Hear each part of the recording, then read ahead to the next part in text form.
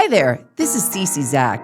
And if you've worked your entire life, reached this chapter, which I call the third, and found yourself wondering, now what? Well, you are not alone. Because retirement isn't just about what you're leaving, it's about figuring out who you are now and what you want next. This is the Meaningful MEtirement podcast, where we turn uncertainty into clarity and help you create a life filled with joy, fulfillment, and freedom. So let's get into it. I am thrilled to have a dear friend of mine, Andrea Mallozzi, whose vibrant spirit, honesty, and openness to growth shine through in a way she allows herself to show up in life for herself and for others. What makes Andrea such a powerful guest is her contagious and courageous realization that she wasn't fully living an authentic life as she entered the third, and her willingness to confront that truth and begin reshaping her path makes her an inspiring voice for all of us seeking to live with greater alignment, purpose, and truth. So, Andrea, welcome to Meaningful MEtirement. Thank you so much, Cece, and thank you for that wonderful opening statement. I appreciate it. What you've contributed about me. Yeah, it's the truth, Andrea. I mean, I think Thank one of the you. things that I'm learning of my superpowers is that I have the chance to really listen to people and understand who they are at that moment in time and help them recognize, is that the real you or isn't it? And you and I had a conversation a couple months ago, and hmm I was just so inspired by your thoughts around the third of life and how you have shifted and transitioned into this beautiful life you live now. So, thank you Thank for you. being on the program. Yeah, I'm thrilled to be here, and I appreciate that you are giving me the chance to kind of share my experience up to this point. Yeah, and you have a great message to share. So, let's just jump right into, that moment that you realize that this next chapter of your life should be something more. And, what was happening in your life? Sure. Well, I think this wasn't a decision that just happened quickly. I think certainly the pandemic was one big sort of precursor where I think all of us were thinking, life as we know it is not the same. There is a finite amount of time. And, I think for me, it was sort of like, am I where I want to be? Am I fulfilled? Am I, feeling that I am at a point in my life where things are resonating with me and I'm aligned, or am I not feeling that? And so that was probably the big one. But I also think in general, I've been a person who has who questions things and thinks things through, and probably noticed a long time ago, long before the pandemic was the precursor, that you know I'm more interested in time and experiences than I am in accolades and finances. So for me to sort of work until I was 69 or 70 and push and push and push, it just didn't align with who I am as a human being. So tell us a little bit about time and resources for you. What does that mean? Oh, it's a gift. So for me, time is just giving me agency, meaning that for the first time in a long time, I am in complete control and complete decision making over how each moment of my day is spent. And for me, it's a big gift of freedom. It's like a release and an exhale, there's not a lot of noise. One of the things I didn't really appreciate so much, as I was ending my corporate world career was, Ah, your second, third. yeah, my second, third, exactly, was all the noise that contributed to the daily work. And that's all the pinging and you know, the noise, the phones and the pinging and the Slack. And you'd be in the middle of something. I like to concentrate, and I couldn't really concentrate because there were constant little noises popping up on my phone and my computer. So it's just been a gift to have silence for me, to wake up and have silence and make choices as to how I want the day to unfold, it for me, that is just giving me a lot of, blessings that I didn't have, again, climbing a corporate ladder. So, knowing you, Andrea, you have been working very hard your whole life to provide for yourself. And, as we Yes. get into the third of life, it's challenging because I don't think any of us, unless we're, Gates or Zuckerberg, ever think that we have enough money to retire. So, knowing that that was just always in the back of your mind, Right. was there something that you let go of to embrace that silence that it seems like your body has been craving for your entire life? Probably, yes. That's a really good question, CC. And I would say some of it is, I'm an avid reader and I research a lot. And one of the things that I've really had to let go is these truisms. I'm putting my fingers up with the quotation marks, these truisms that are in the world that say, work until this age, take your social security at that age, don't do this, don't do that.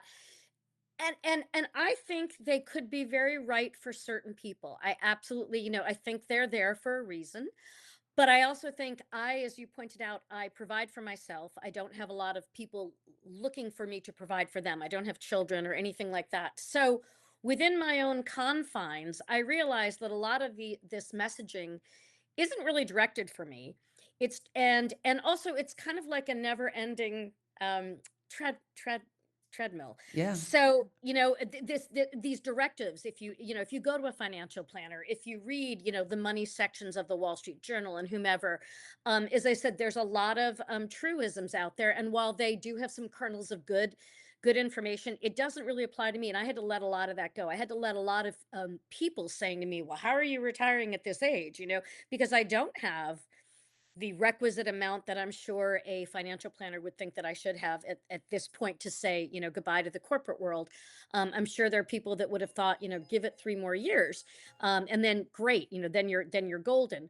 But again, time matters, and the pandemic and certain things came along, like I said, to make us, I think, all realize that again, time is finite.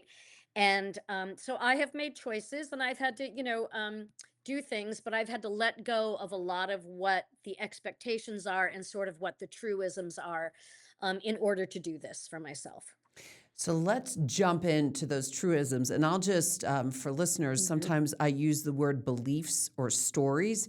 I Would like it. you, first of all, say that your truism, I love truism. I might have to take that from you and Go quote you for on it. it. Yeah. But what is the one that has been, or maybe there's two or three that have been most impactful for you to make this shift or start this transition? You mean the ones that I had to walk away Yes, from? Is that, yes. yeah. Yeah. So like I said, I think it would be a certain net worth that is out there saying, you should have XYZ by this age or this age. And so there's that, So there's the certain. financial security, just basically, Right, it's just right. whatever. Financial Yep, security. yep. Right. That is a strong one. Another one, I guess that's probably the most important one, really, is the financial security. Is that's a, there's, like, as I said, there's a lot of information about that from the time, you're younger, in your second, third, you start, I think, paying more attention to it. Um, so I think that's the biggest one, probably. That's the biggest belief that I've had to say. It may work well for other people to follow that path, but I'm going to kind of do it on my own and make what I have work. So, what changed in your life, Andrea, when you embraced this letting go of your truism? Well, I think that was when I just said, I'm ready to leave my position, my role. And I was also pursuing a dream I had at the same time. I think you might remember, Cece, I went to Paris for a month, which was a long held dream, Hmm. something that I thought I would do someday, when I was retired. And, this someday, as I said, kept getting pushed off. I think I hadn't been in that city in 11 years. And it's a place that's very meaningful to me. It's a language that I used to speak fluently, and I'd lost a lot of that. So that was another goal of mine that I said, I'm going to leave this job, because because if you don't, I think, make that bold stance, sometimes it's just very easy, as I said, to keep going because everybody else is going. and everybody's kind of, suggesting that your decision making processes could be flawed, and that's only because they're following the beliefs that are out there. You work until you're 65, you do this, that, whatever it might be that we've all, been told. So I think finally just realizing that the moment was now, and I had to seize the day, and I had to let go of this worry that, I didn't have the exact number in my 401k that maybe 65,000 other people have. That was a moment of, where I could finally just say it's okay, and I'm going to make it work. I've always been pretty resourceful. I'm pretty flexible. And so I knowing that I am that kind of a person helped me say I'm going to go for it now, and I'm not going to wait. That is so courageous. And it is an extraordinary message for listeners because we will just never have enough money. I mean, I don't know. I don't I even agree. know if there's, there's not a way to quantify any of it. And I think one of the beautiful things that I've watched you go through too is that you were hit with a major life quake quite some time ago with your Mhm. health. Mhm. And that has also been driving what I Yes. believe some of your transition. Um, Absolutely. so, are there some beliefs and or truisms that you've let go as it relates to that, and has that helped you shift into this third of life as well? Well, yes, I think I was 45 and I was hit with a breast cancer diagnosis, and not one of the simple, easy ones. The one that involved the chemo, the radiation, the double mastectomy, all that fun stuff. Um, so I think it was very clear to me then that again that time is finite, and that I have things that I want to do, and I'm not leaving this earth until I do them. Um, and so that is you're right. I mean that's been a driver for me to see things differently than other people. And to just but again, I also think inherently, just genetically, I have never been big on materialism as much as I've been on like experiences. And that can be anything from, spending an entire day on a beach reading a book, as much as it can be, jumping in a plane and going to Brazil or something. So the point being is I would rather have the time to experience things and maybe live a smaller life financially than somebody else. And that's what's always just mattered to me. And it was probably really sped up by that experience of my health situation. Yeah. So you bring up this extraordinary awareness of, I want to say, learning, being, growing, and that's the Hmm. difference between experiential and material. Um, Hmm. when did you recognize that, and when did that start to be part of your daily thinking as it relates to how you wanted to live life versus maybe the way you lived life in the past? Well, I do think it's been with me for a very long time because, I started my career, I was actually a writer um, back in the day. And I do think if you have that creative mindset, there's a lot of creative people, artists, sculptors, whatever they are, they take a path that's kind of left of center, right? Mm-hmm. They're not out there, working on Wall Street and coming home at night and, doing their sculpture. They are dedicated to it, and they forsake certain material comforts sometimes in order to create. So that I think has always been a part of me, but I also think it was kind of stifled. I was excited about having a career, and I was excited about living that life that we all live when we're young. But more and more, the health incident, more and more, it just felt like it was a grind that wasn't really fulfilling a stronger purpose beyond, acquisition, beyond having money to acquire things. Does that make sense?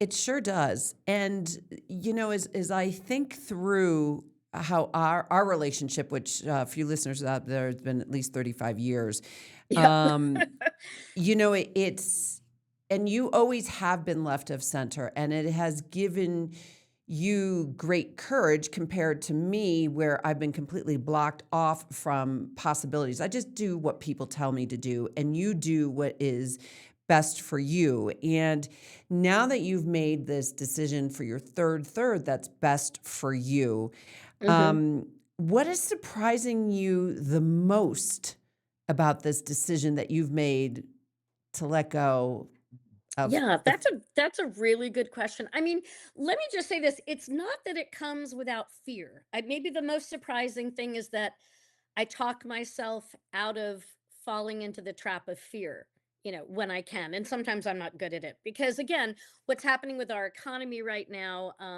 what's happening with a lot of things, there is this sense of 30 years possibly down the road, am I financially stable? Will I have everything I need? What will healthcare look like? All these things that we don't know. There's a lot of right, unknowns in your retirement. Let's be honest. There's 100 unknowns. And how do you solve for every single unknown? Well, I think that's the problem too, right there. I mean, and I'm saying this probably for the first time out loud. It's almost impossible to solve for every unknown, right? right. Like how can we solve for, do you have enough for this? And what if you need that? And what if the house burns down? And there are points at which I think you have to let go and kind of let life take its course. So I think some of the surprise has been that I do sometimes get anxious, certainly, just because I'm human. And human beings get anxious when they start something new, when they're changing the direction of what has been, kind of a secure path. But the good news is that you can overcome that too. I mean, you can, there are ways that you can just embrace the fear and embrace the change and continue. So that's kind of been something I've learned. Well, the other thing that you just mentioned too that I find fascinating is that now you are in control of those Yes. day-to-day decisions that you make. hmm And tell us a little bit about that transition and what have you learned about yourself? And yeah, Yeah, I've learned that I love it. I mean, I think that's what was always missing was, I'm like you, and I disagree with what you said about you just do what people tell you, but I think we all did that. I mean, that's how we were raised. Probably that was our cultural norm back when, our generation was growing up. So from a cultural norm, I did a lot of things I didn't want to do. I said, I put on a smiley face a lot of times when I didn't want to in the work world because that's how you work and get along and are productive. So the gift is to just really be myself now and to have days where I don't accomplish anything. And you know what? That is okay. I think the other thing is that I'm not a person who believes that busyness equates to like you're being your most productive right. self. I mean, sometimes busyness is just busyness. It's just fear of sitting still Mhm. and maybe thinking and maybe pausing. So the gift has been for me to just take the time. And there are days that I have to say it's been a tough winter on the East Coast, those of you out there.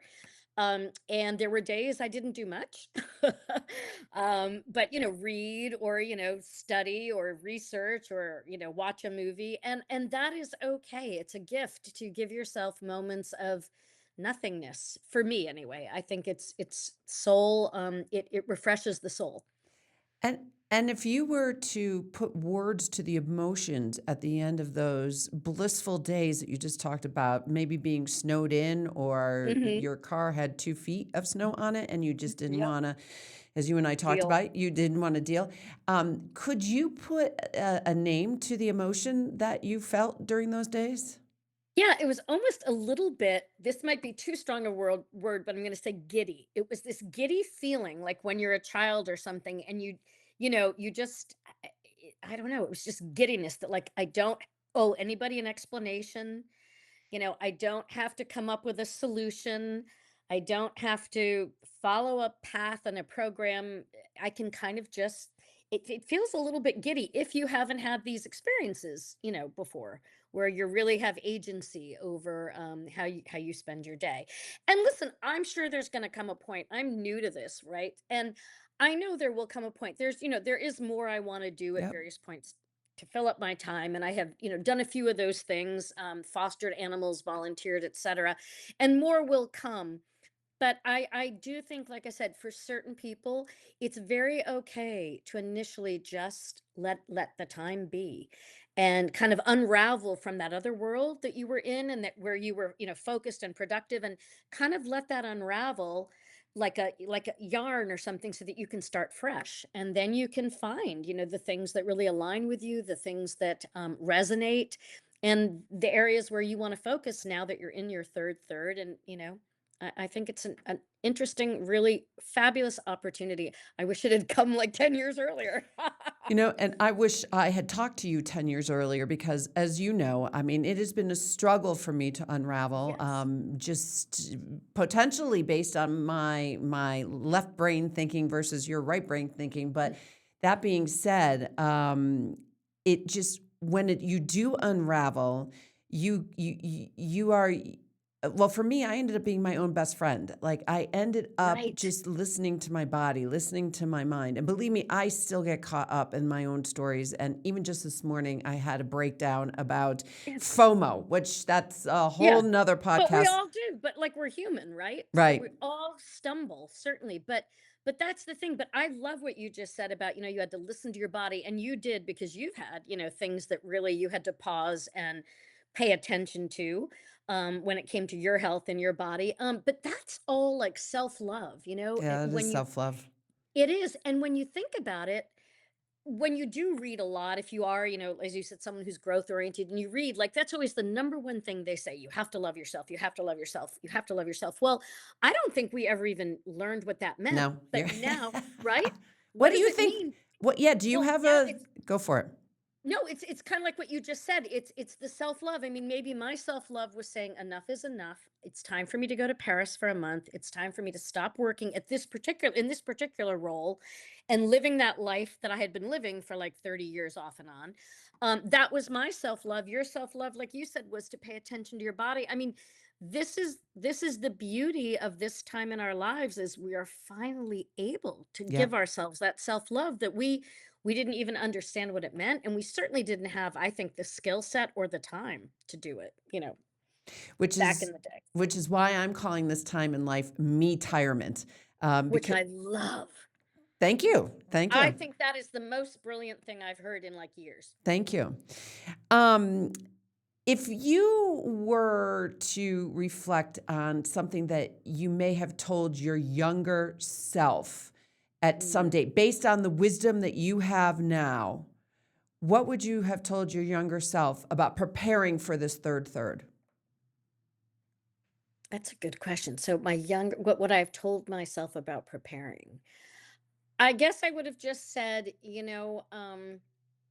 push through push through the fear, and know that there are ways to make what you want work in life. And Ah, so, yeah, because think about it, that's what people do when they want, you picked up and moved to Colorado, you wanted that in your life, yep, right? yep. And there are ways to do anything you really want in your life. I mean, but again, we learn that in hindsight. We don't know that when we're 20. We can hear it as a platitude, but it's not maybe something we can implement because we don't have the skill set and the maturity. But now I think we all know, like, if you really really want something, and something feels very important to you, and it's aligned with your soul, then you And your have to do it. values. Yep, And your values, yep. right? Exactly. It's an alignment, and when you're in alignment, and that's what this was for me, was to be in alignment and say, time for me to, follow some long held dreams, and time for me to go in a new direction. And yeah, so did that answer the question? It did. It did. Okay. And I think what is just fascinating about this conversation is that you have had such a great awareness about who you have been your entire life. Thank you. Um, and I've just watched you gracefully just embrace it and shed your truisms or your beliefs to come into your wonderfully authentic being, um, which actually lends me to another question: is you had this dream of living in Paris for a month. You just fulfilled it just I did. within. Yep. Yep, a What year is ago this next? week. Oh, it's a year ago this week. Oh, okay. Yes, I know that I was there for the month. Yeah, I got there on What April 2nd. I know you. What's the next thing? Well, that's what I love. See, so interesting, because that's where I don't know yet. But the good news is that's where I'm allowing myself to say, maybe, and this is interesting. So I think we all think like retirement is just about, a million things you want to do. You want to take cooking classes. You want to travel and go live, like I said, you want to go to Brazil. You want to foster animals. And I've done some of those things. I've taken the cooking classes and done the fostering. But it also might mean for me right now to just stay still, which is an Mm. unusual thing for me too, right? I can't, I just, I've been burning the candle at both ends over the last month. And Hmm. I know that I am not my best self when I am not sitting still and listening to my body. And the fact that you do that routinely, and it's a struggle for me, but it's Right. so beautiful that you just said this, because with that stillness, you have the Right. confidence that you will come up with what is Exactly. next for you and you only. Exactly. Well, and that goes back to the unraveling. Like, I think to be still for me right now is to kind of continue this unraveling and kind of figure out what's really, really important. And sometimes opportunities pop up that I'm not even aware of. But it's also a gift again to not constantly be striving, because that is what we do. Yep. Think about it. In our work worlds, in our second thirds, our first thirds, we are striving all the time. What's the next thing? Is it a house? Is it a car? Is it the promotion? What is it? What is it? What is it? Sometimes I do feel weird. I'm like, why don't I have the next thing that I know I'm going to be doing in the next 9 months and it's done? But it's also kind of cool. Does that make any sense? It sure does. And you use such a politically correct word, strive. I use the word hustle, thanks to my I like sister. Well, yeah, but I hate the word hustle because then that really gets my anxiety up. My stomach Right. starts to turn. Right. And then all of a sudden it's like, oh my God, I have no energy left because I have been You, hustling. And, just what you said that you want to do is just be still and let it come to you. mhm. And I want to put words in your mouth, but if there was one thought to leave our listeners with as it relates to entering into the third or thinking about it, what would you recommend to them? I would say, like I probably said at some point, I would say, if your heart is really ready, but you're worried about these beliefs and you're worried about what your financial planner has said and everything. I'm not saying you shouldn't pay attention to it. It is important, but it shouldn't be the barrier to entry. Oh, I You love run that. your life. You run your life. You know your life. You know when you can pivot, and meaning that if you get into retirement and it's not what you want, you can pivot. If it's everything you want, but you have to downsize your home or something, you can pivot. I mean, most of us can pivot if we have to. So I would just say, you know, be educated. You have to be. You can't go into this blindly. Be educated. And when you say Um, educated, what specifically? You're talking about, like, getting your undergraduate degree or your graduate, or just be educated No, on what? I mean being educated on everything. Like, what is the health? What health insurance is available Yep, to me got if I it. retire? All these components. Like, what does retirement look like for me? What can I volunteer and go do? What does certain things look like to me? And so you want to kind of. I mean, I spent about a year and a half thinking about it, thinking about how I could make Paris work, thinking about what I had to do. I did speak to people that were buying health insurance and ask them questions, even though it's all changed now in the past year. But I did ask them, a lot of questions. I did research on Social Security at different ages. So, I would say certainly, like anything, like if you wanted a job, you would research the company and know a lot. You certainly want to, be educated, be informed, maybe is a better word if it's not educated. Be informed about what's involved in this third in your next step of moving towards the retirement. But then, like I said, whenever you can push through your fears and push through the norms that say, sorry, not for you right now, I would just say go for it. That's what I would Oh, say. Andrea, that is just amazing. And Thank you. I love that you had said do the preparation, and it's Yeah. not just the financial, because that's the only thing that our society is really focused on Focused right on. now. Everything else is like, unless you dig under a rock or, Yeah. wherever you have to go for it. But this is going to be a plea. I shouldn't say a plea, but an ask to have you back on at a later date to Oh, talk about absolutely. all of those things that you went through, Hmm. because just highlighting them and just questions you asked yourself, because you are fiercely confident in the decision that you made and the analytics behind it. And I used to think that, right-brained, individuals are ebbing and flowing, but you have just proved me wrong because I don't know. your analytical capability is just extraordinary. So with that, Thank you. Andrea, thank you from the bottom of my Thank heart you for so much you. for having me. And girl, carpe diem. Well, you I, too. yeah. You And, too. I'm so impressed with MEtirement. MEtirement is like my new favorite word. thank It's you. my favorite word. I And think thank you. I you love did a that. great job coming up Thanks. with it. It's awesome. Thank you.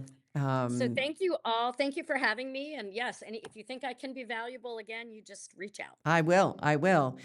Okay. So, for all of you podcasters, before we go, I just want to say this.